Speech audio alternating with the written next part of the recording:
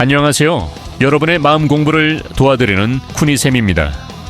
오늘은 우리 모두의 마음속에 숨어있는 감정, 바로 불안에 대해 이야기해 보려 합니다. 많은 분들이 불안 때문에 힘들어하고 불안을 완전히 없애고 싶다고 말씀하시죠.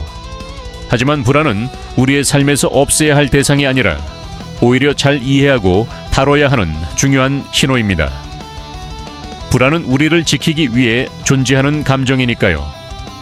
그럼 지금부터 불안과 슬기롭게 싸워 이기는 공략법에 대해 함께 알아볼까요? 불안은 나쁜 것이 아니라 필요한 것입니다.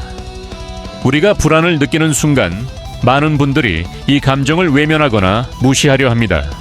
불안해하면 안 돼. 나는 왜 이렇게 불안하지? 라며 스스로를 질책하기도 하죠. 하지만 불안은 생존을 위해 필수적인 감정입니다. 만약 우리가 불안을 전혀 느끼지 못한다면 위험한 상황을 감지하지 못하고 자신을 보호할 수 없게 될 겁니다. 불안은 우리 몸의 경고등과 같습니다. 지금 위험이 감지되었으니 주의를 기울여야 해 라고 알려주는 신호인 거죠. 그러므로 불안을 무조건 없애려 하지 마세요. 대신 불안이 내게 무엇을 말하고 싶어 하는지 귀를 기울여 보세요. 그 불안의 목소리가 정말 합리적인 위협인지 아니면 단순한 걱정인지 구분하는 훈련이 필요합니다. 불안은 현실이 아니라 감정입니다. 우리가 불안할 때 종종 불안한 상상이 현실이 될 것처럼 느낍니다. 이 일이 잘못되면 어쩌지? 라는 걱정이 이 일은 반드시 잘못될 거야 라는 확신으로 변하죠. 하지만 기억하세요. 불안은 현실이 아니라 단순한 감정일 뿐입니다. 우리는 불안 때문에 상상 속에서 수많은 최악의 시나리오를 만들어내지만 실제로 그런 일이 일어날 확률은 매우 낮습니다.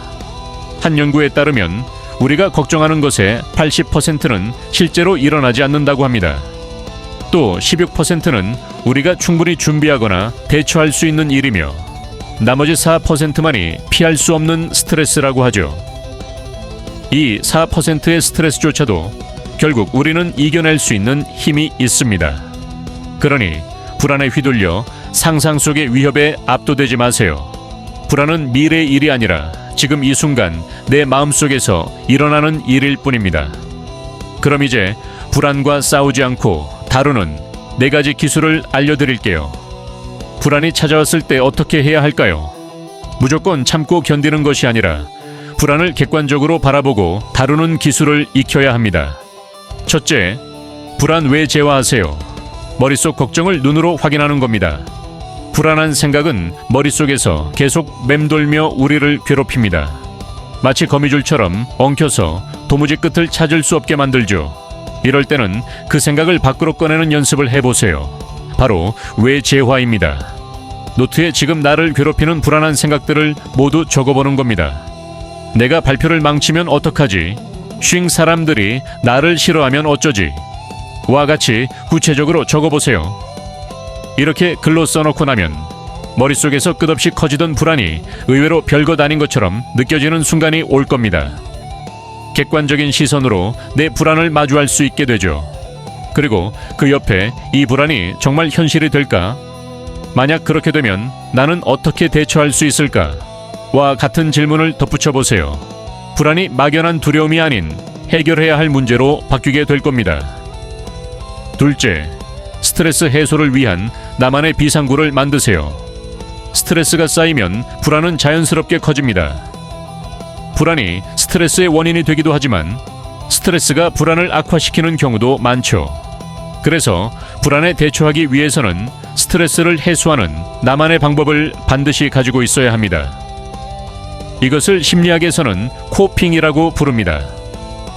여러분은 어떤 활동을 할 때 스트레스가 풀리나요? 좋아하는 음악을 듣는 것, 따뜻한 물에 몸을 담그는 것, 친구들과 수다를 떠는 것, 혹은 혼자 조용히 산책을 하는 것도 좋습니다. 이러한 활동은 불안을 유발하는 원인으로부터 잠시 벗어나게 해주고 마음을 편안하게 만드는 데 큰 도움이 됩니다. 의식적으로 이런 시간을 만들어 보세요. 셋째, 지금 이 순간에 집중하세요. 불안은 대부분 미래에 대한 걱정에서 비롯됩니다.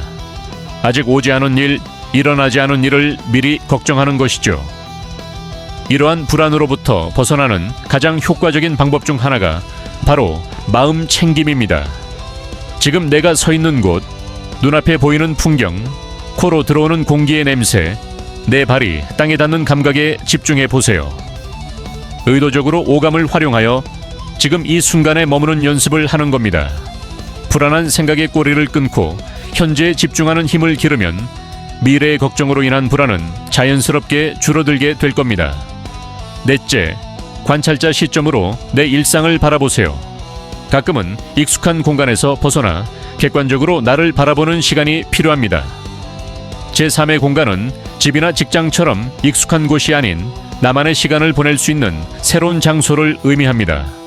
조용한 카페나 도서관, 공원 벤치 등이 될 수 있겠죠.